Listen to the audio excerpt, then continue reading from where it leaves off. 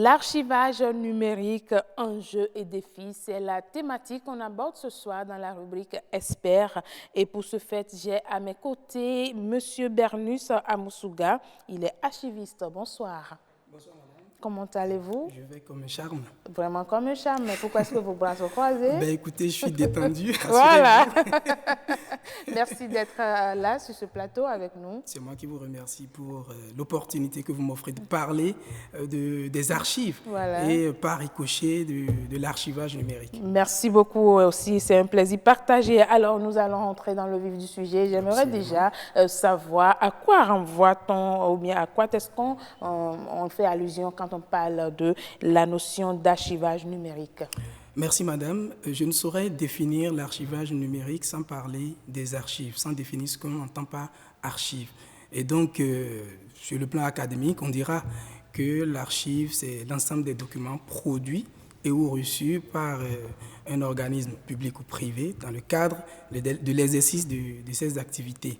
Et donc, en tant que tel, l'archivage numérique, je vais d'abord parler de l'archivage. L'archivage, vous l'avez d'ailleurs dit dans votre liminaire, consisterait à collecter ces archives-là, à pouvoir les trier, les analyser, les indexer donc, et faire ce que nous appelons les stocker. Voilà. Donc, globalement, pour les rendre accessibles plus tard.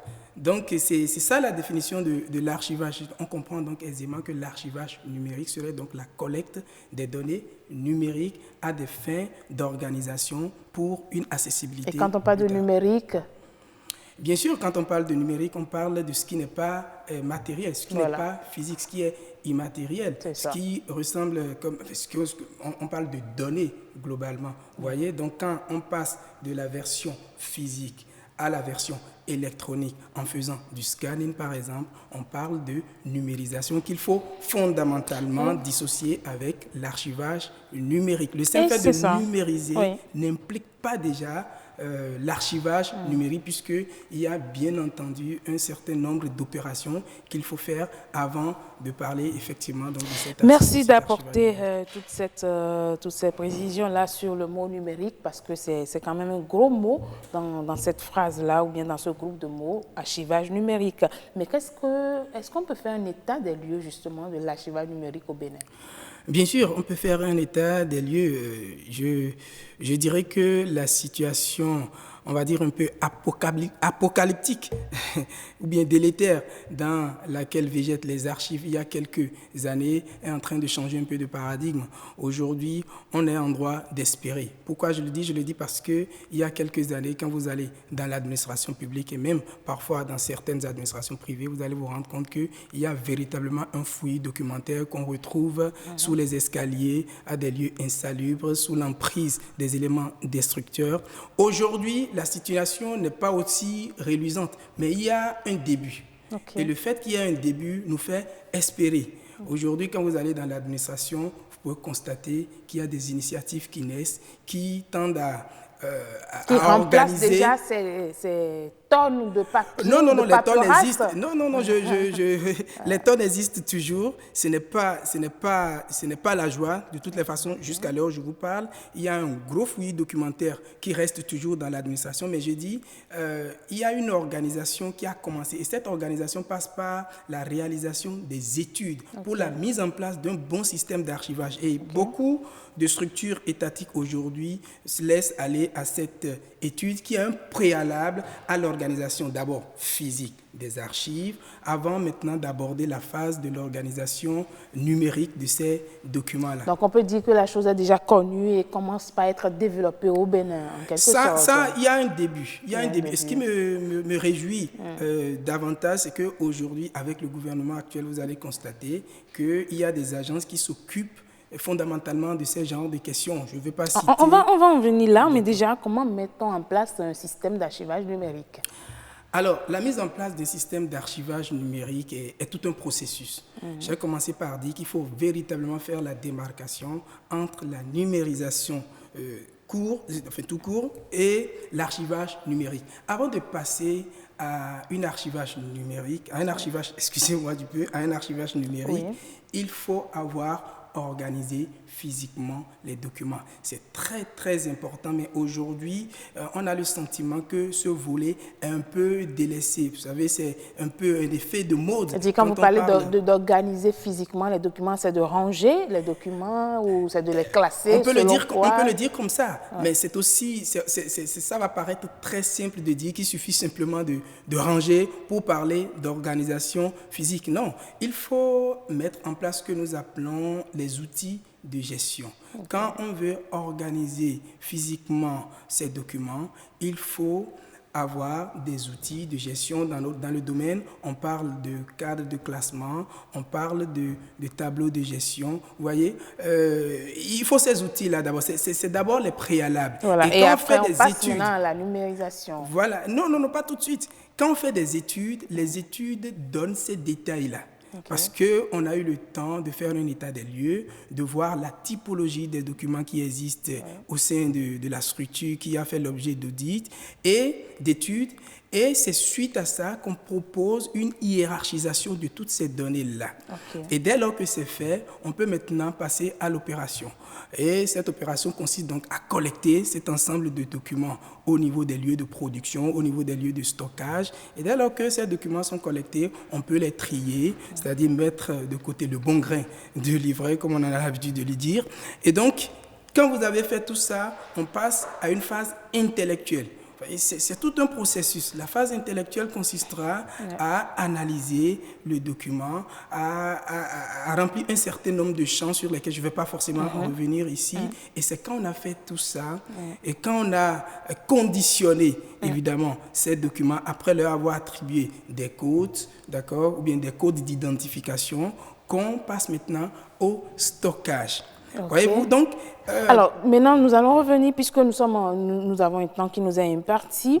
Comment arrive-t-on justement à archiver les données numériques, justement? Merci, madame. Quand on a fini d'organiser physiquement, évidemment, il faut dématérialiser ce qui est physique, puisqu'on est parti des documents physiques qu'on a organisés et donc il faut les dématérialiser. La dématérialisation consiste simplement à passer sous scanner ces documents-là. Ça peut être des scanners, simplement des scanners de production. Aujourd'hui, avec la grande masse, on parle plus de scanners de production. Donc, scanner ces documents, d'accord? Et dès lors que c'est scanné maintenant, une autre phase commence. Okay. Il ne s'agira pas de les mettre sur un support pour parler de l'organisation physique. Il faut également les indexer. Okay.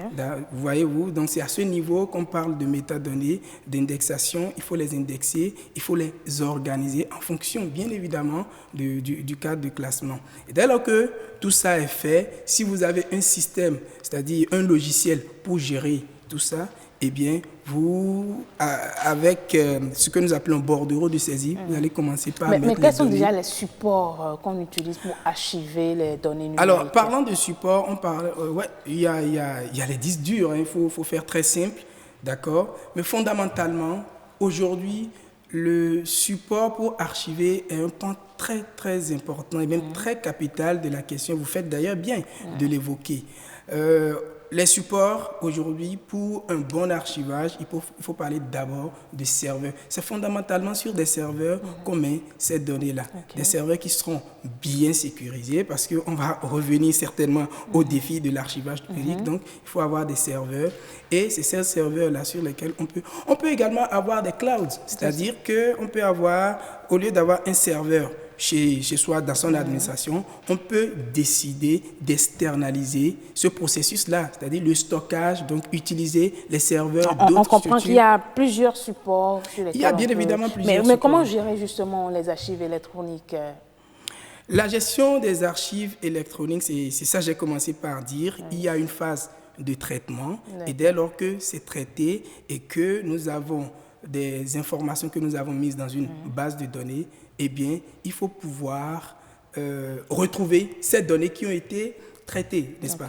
Voilà. Donc, pour retrouver les données, c'est par un moteur de recherche globalement que presque tous les logiciels... Mais quel est l'avantage lié justement à tout ce que vous venez de décrire? À quoi, ou bien qu'est-ce qu'on gagne quand on commence par archiver ces données de façon numérique? C'est justement des enjeux que vous parlez. Il y a énormément d'avantages à passer à l'archivage électronique. Vous savez très bien que quand on archive aujourd'hui électroniquement, il y a ce que nous appelons la traçabilité, c'est-à-dire qu'on peut savoir quand est-ce que le document a été numérisé, quand est-ce que le document a été stocké, par qui ça a été numérisé. Donc, il y a un certain nombre d'informations qui a émis ce document, vous voyez, qu'on peut avoir sur ce document. Ça, c'est fondamentalement la traçabilité.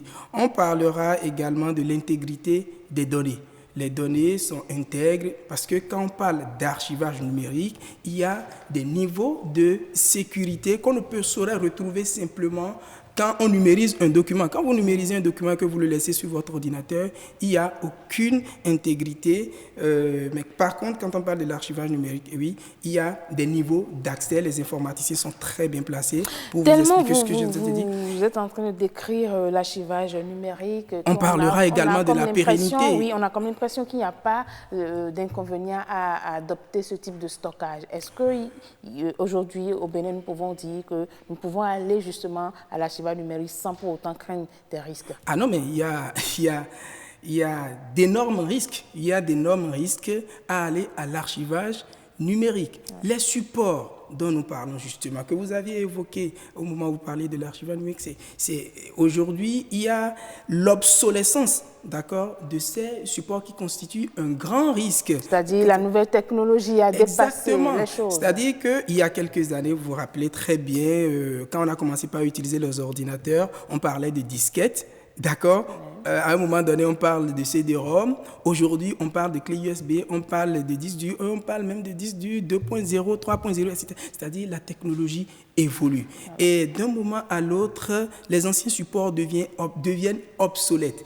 Comment migrer d'un support à l'autre? C'est une vraie question. Et là-dessus, il y a fondamentalement d'énormes risques. Mais est-ce qu'au Bénin, nous avons le matériel spécifique adéquat pour quand même aller à l'archivage des données numériques? Bien sûr, vous savez, il y a la démocratisation de la technologie. Donc, que vous retrouvez au Bénin, en Afghanistan ou même au Kivu Nord, vous pouvez retrouver toutes ces technologies-là. Le fait d'avoir la technologie ne suffit pas forcément. Il faut maîtriser cette technologie. Et oui. Je le disais tantôt, beaucoup d'efforts sont en train d'être faits dans ce domaine. Je ne trahis aucun secret quand je dirais, par exemple, qu'il y a d'énormes initiatives en la matière. Les agences dont j'ai commencé par parler. On ne va pas rentrer dans le domaine des agences, mais on va peut-être, pour finir notre entretien, voir si sur le plan sécurité, sur le plan garantie des données, est-ce qu'aujourd'hui, il y a un national juridique qui encadre justement l'archivage des données numériques? Bien sûr, il y a la loi 2017, si mes souvenirs sont bons, 2017-20, portant code du numérique, qui recadre un peu l'utilisation donc de ces données électroniques-là. Et en son point, je crois que ça doit être dans le deuxième livre, titre 5, on parle de l'horodatage, de l'archivage électronique et d'authentification des sites Internet. Bien sûr, il y a aujourd'hui de plus en plus, avant, on était un peu dans un vide juridique. C'est un début, même si on n'a pas encore tout ce qu'on veut fondamentalement pour la conservation des données. Parce que conserver les données, quel est le délai de conservation de ces données? C'est un point très, très important qu'il faut pouvoir maîtriser.